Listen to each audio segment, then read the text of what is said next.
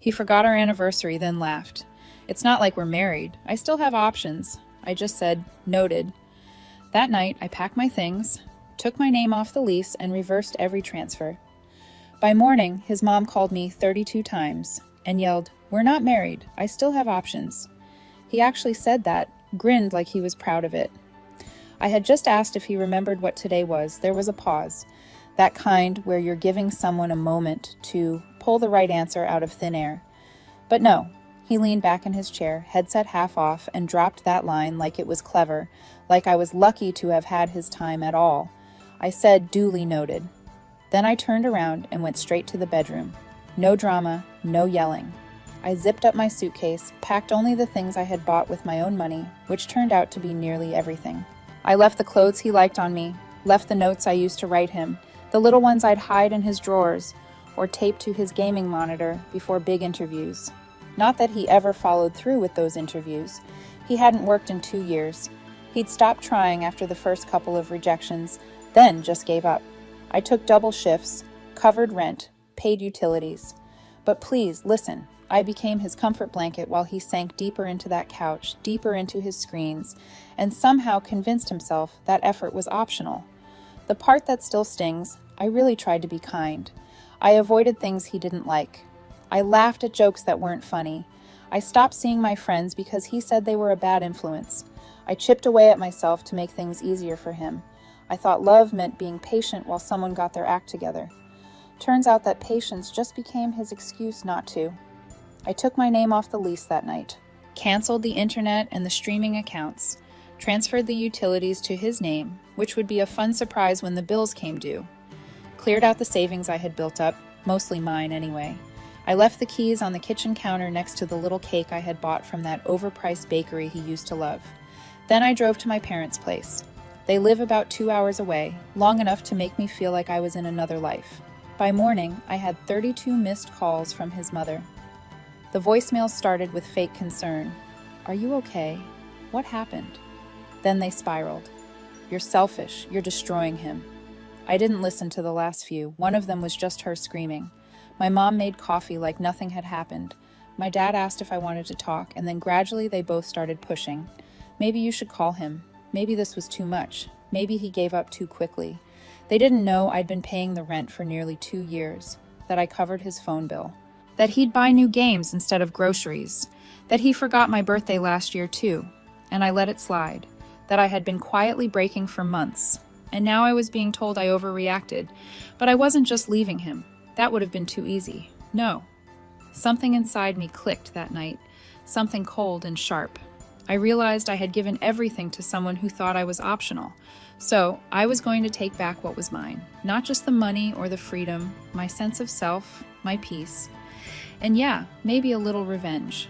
Not the loud kind, the kind you never see coming until your whole house is hollowed out from the inside. And this was just the beginning. The calls didn't stop. His mother started leaving messages like she was narrating a soap opera. "He's not eating. He hasn't left the couch. He's heartbroken."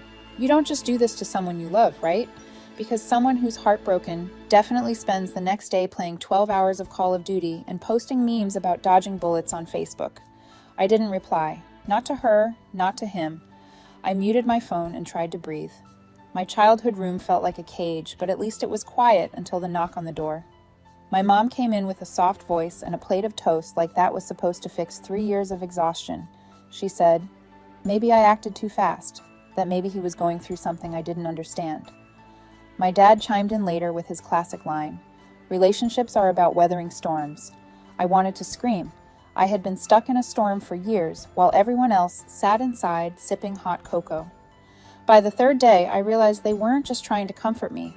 They were actively pushing me to go back. My mom even called his mom to get her side. She said they both agreed we should sit down and talk. Like this was some normal breakup and I just needed to communicate better. I felt like I was going crazy.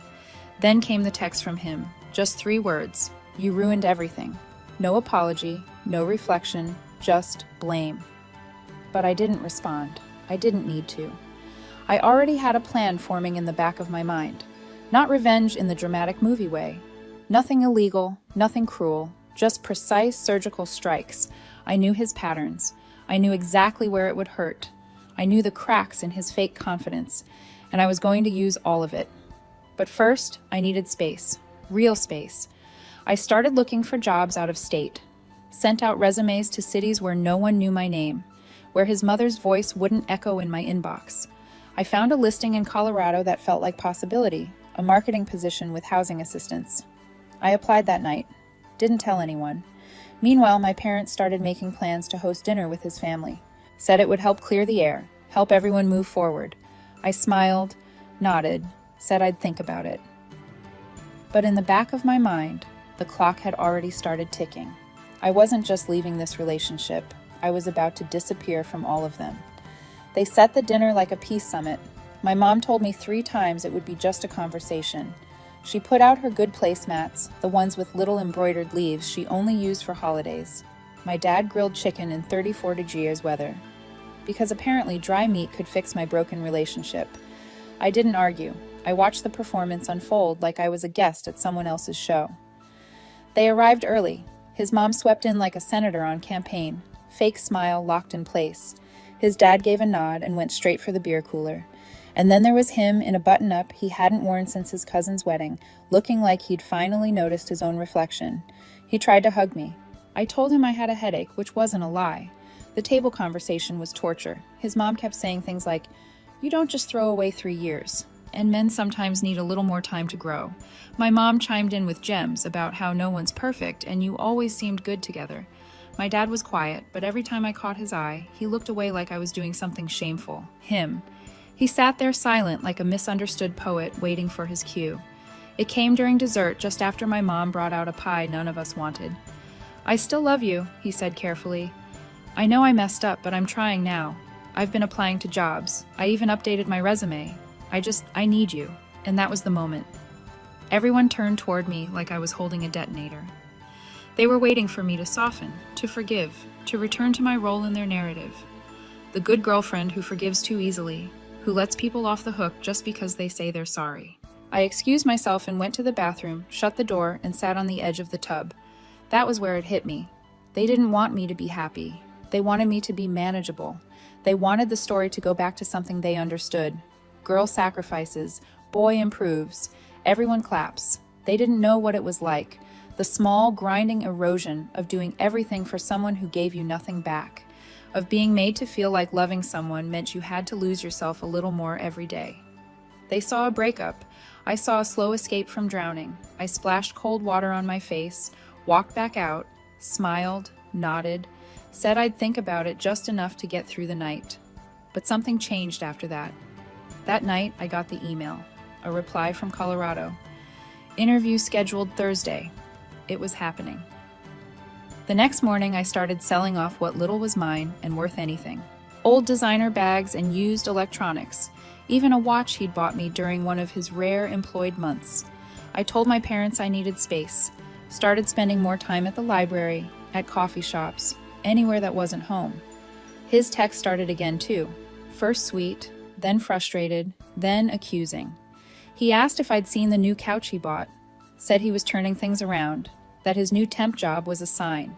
Like a $15 an hour warehouse shift fixed 3 years of being ignored. I didn't answer because I wasn't just leaving him, I was leaving all of them.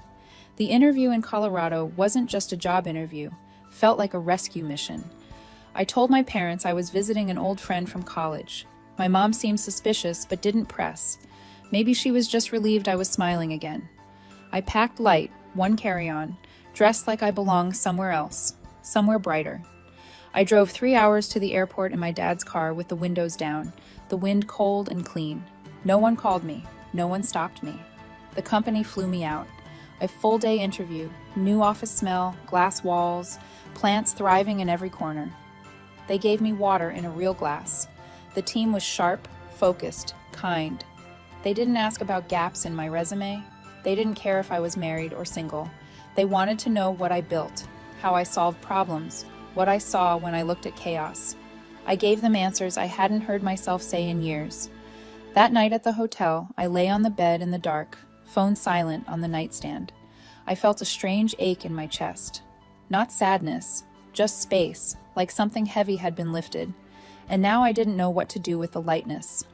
By the time I landed back home, I had the offer letter in my inbox. $71,000 a year, plus a signing bonus, plus a relocation package. I stood still in the airport hallway, scrolling through the details over and over, rereading the contract like it might disappear. No one had ever given me something without asking me to shrink first. I didn't go home. I drove to a 24-hour diner and ordered pancakes. I made a list on a napkin of everything I needed to do. Cancel things, transfer things, burn things down carefully. I found a one-bedroom in Colorado Springs that looked over a quiet street. Nothing fancy, but clean, close to the office. I signed the lease that night, paid the deposit with the bonus. I scheduled a moving company for the following week and told them I didn't need much, just a few boxes, 2 suitcases, and the blanket my grandmother made me when I left for college. The next few days were quiet but strategic. I deleted our shared cloud accounts, shut down the Spotify family plan, closed out the Amazon Prime we shared, logged him out of every password I had stored. I opened a new bank account, ordered new cards, changed my phone number, updated all my contacts manually. Not a single thing would follow me. I told my parents last. We were eating dinner. My mom was talking about something she saw on Facebook, and I just said, "I'm moving to Colorado. I start next month." They froze. My dad put down his fork. My mom blinked twice like she didn't understand the language I was speaking. I told them about the job, the apartment, the date. I didn't ask for approval. I didn't offer room for discussion. My mom said, "And you weren't going to tell us?" I said, "I just did." Later that night, I heard her on the phone with his mother. I didn't catch every word, but I heard enough that I was leaving, that it was sudden, that maybe they should reach out. I switched my phone to airplane mode, but he showed up anyway 2 nights before I left. Pulled up in a friend's borrowed car, walked right up the driveway like nothing had happened. I didn't answer the door. He texted instead. "You're just leaving?" After everything he meant, the 3 years I spent begging for effort, the birthdays forgotten, the rent covered without thanks, the dinners cooked, cleaned, ignored, the nights I cried quietly beside him while he snored. He meant everything I did while he coasted. I didn't reply. When the movers came, I was ready. I didn't leave a note, no goodbye text, no explanation, just 2 suitcases, 1 box, and a blanket. I got in my car and drove to the airport with a calm I hadn't felt in years. And when the plane took off, I looked out the window and thought, no forwarding address. Colorado was quiet in a way that made me feel like I was listening to myself for the first time in years. The apartment was smaller than the listing made it look, and the carpet was a little stained near the window, but it was mine. I slept on a mattress on the floor for the first 2 weeks, ate microwave meals, and watched the sun hit the mountains through half-closed blinds. Felt like breathing after holding it too long. The job was better than I imagined. My manager respected boundaries. My team worked hard and went home at 5. No one asked personal questions. No one cared that I didn't talk much. I started walking to work just to feel my legs move again. I had been gone 3 weeks when the first unexpected thing happened. I got a letter, not from him, from his ex. It was handwritten on notebook paper folded 4 times. No return address, just my name spelled right in the city. The handwriting was familiar, not hers, but his. She must have taken it from something old. I almost didn't open it. Inside was a note. Short. I left him too. 3 years before you. I watched him destroy you the same way he destroyed me. I'm sorry I didn't warn you sooner, but I'm glad you got out. Be careful. He doesn't let things go. There was a photo inside the envelope, an old one. Him and her on a beach somewhere. He looked exactly the same. That grin, like he just said something no one else understood. She had her arm around him, and her eyes were tired in the way mine had been. I stared at the letter for a long time. That night, I changed the locks, called my landlord the next morning, and paid extra to have a security system installed. I stopped using my real name at the coffee shop. Because here's the thing, when someone's convinced they own you, walking away feels like theft to them. And I had stolen something big. My silence, my absence, my life. A week later, I found out he was in town. I saw him through the window of a bookstore near my office. Just a glimpse. His back. The way he stands like nothing can touch him. I ducked before he turned. I hadn't told anyone where I went. Not even my coworkers. No social media, no mail forwarding, nothing. So, how did he find me? I checked my work email that night. Buried in the junk folder was a message from an unknown address. No name. Just you can run, but you still owe me. I forwarded it to my manager, claimed it was a spam threat, and they tightened our office firewall. But I knew he wasn't done, and this wasn't over. But neither was I. The next morning, I took a different route to work, past a dog park I hadn't noticed before. I didn't stop walking until I was a block past my building, just in case anyone was watching. I'd never lived like that on alert, scanning every face. But that email burned in the back of my skull. I didn't tell anyone, not work, not the landlord, not even the nice barista who always gave me a smile like she thought we might be friends. I wasn't sure who to trust. I had run clean, but somehow he still found a thread to pull. Then something else. I got a key in the mail, no note, no return address, just a tiny silver key in a padded envelope. I took it to the post office first. Nothing. Then to the library's public lockers. No luck. I almost tossed it in the trash, but curiosity eats quietly, and by the weekend I was checking every place I could think of. Bus station lockers, gym lockers, train station, until finally I found it. A lockbox at a storage facility just outside town. The key fit cleanly.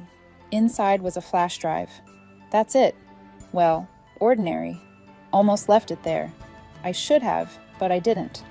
Back at home, I plugged it into an old laptop I hadn't used in months. It booted slowly like it didn't want to be part of this either. The drive contained one folder. My name inside photos, screenshots, voicemails, transcripts of messages I had sent him over the years, voice notes I forgot existed, typed out word for word, a full spreadsheet labeled behavioral log with dates, moods, even a column for probable manipulation tactics. I stared at the screen, heart slow and heavy. He had been documenting me, not out of affection, not even out of obsession, like he was studying a subject for future use. At the very bottom, a folder called Trigger Protocol, password protected. I ejected the drive and drove straight to the nearest lake, tossed it into the water, and didn't wait to see it sink. That night, I booked a new apartment under a fake name. I called in sick the next morning and told HR I needed a week off for family matters. I packed everything again, not out of fear, but strategy. He had come to find me, but I wasn't running anymore. I left a note with the landlord saying thank you. No forwarding address again. But this time, I left something else behind too. A small envelope taped under the sink. Inside, photos of him, old screenshots, a copy of the behavioral log. All printed, all documented, no threats, just facts, because people like him count on silence. On shame, I figured if he ever came back, it would be nice if someone else knew what they were looking at. I moved across town, changed my hair, got a new job at a place with fewer windows. And every morning, I lock the door, double-check the handle, and walk into a life that finally feels like mine. And if he ever finds me again, he won't find the version of me he broke. He'll find the one that built herself back bone by bone, and this time I'll be